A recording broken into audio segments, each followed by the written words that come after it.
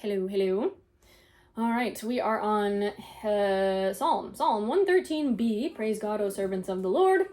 113b. This is the tune Andre. Don't know. I don't know if I know this from somewhere else or if we've done it. Not really sure. So in case we have not done it, we will do a quick little day. You can see a pattern developing if you've been following along with all these videos.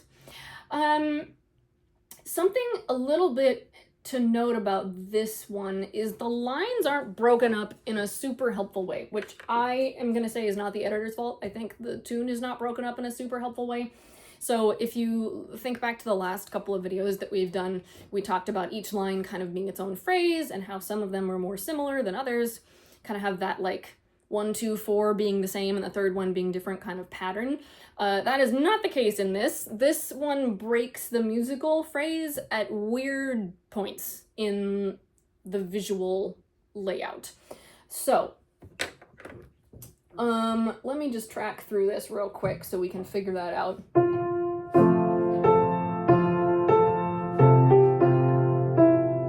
That's like a baby phrase you would breathe after, oh, of the Lord, praise. I just read the line of breathe. Reading the next word. Praise his name with one accord. Breathe. And that's kind of like, I would call that like a line. I would call that a line. Which in a different world would be all on one line, but it's not. So then the next phrase. Oh, bless the Lord, his name accord, from this time forth and evermore. Breathe, and also I would call that the end of a phrase or a line, and then there's like a funky little tag. From this time forth and evermore. And it's interesting that there's a fermata and the last note of this. I know why they did that. Because reasons, which are not important. But I'm also wondering if in the original, because this is the Victorian tune, I wonder if there were more fermatas. Because remember, fermatas in the old days just told us, breathe here. It's the end of the phrase, breathe now.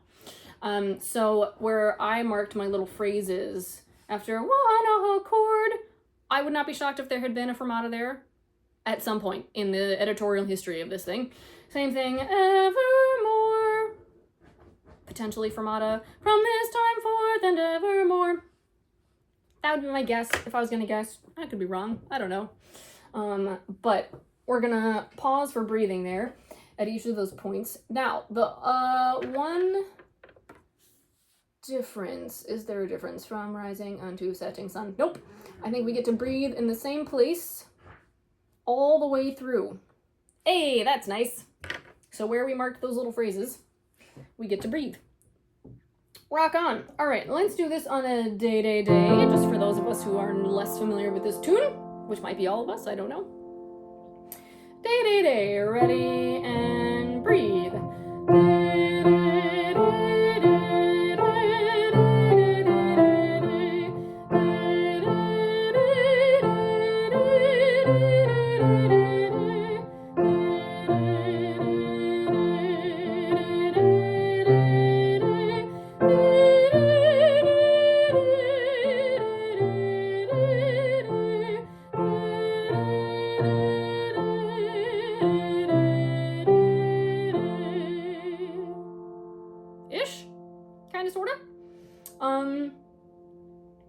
I was gonna say something that I hoped would be useful, and I don't know what it was.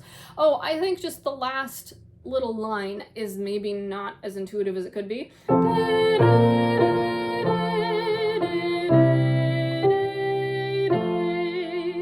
you want to learn a fancy music term, we call those neighbor tones, sort of.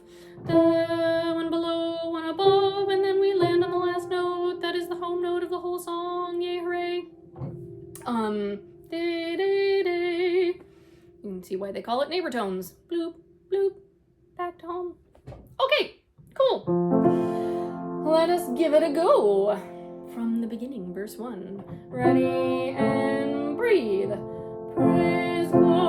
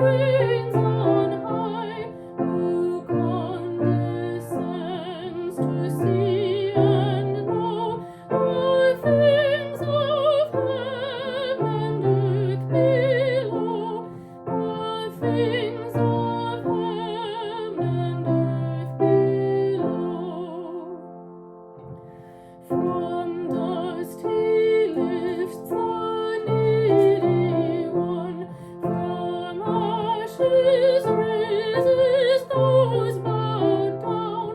He seats them by his mighty hand among the princes of the land, among the princes of the land. God gives a home to barren ones and blesses them with holy sons. He gives them joy of motherhood. Sing hallelujah, God is good. Sing hallelujah, God is good. Voila. One of the things that I found as I was singing through this was we kind of all tend to naturally slow a little bit at the ends of phrases so we have time to like breathe and go into the next one. We're talking real marginal, tiny amounts that are probably imperceptible to most people who aren't trained to listen for them. And so what's kind of wonky about this is the phrases are so short. It kind of is a little bit choppy. So to me, I was actually feeling like I had too much air at the end of a phrase. Some of you are like, Catherine, whoa. But if you fall into that camp, the trick is to try to use up all of your air in the phrase no matter the length of the phrase. So even if the phrase is short, praise God, O servants of the Lord, hopefully you're out of air by then.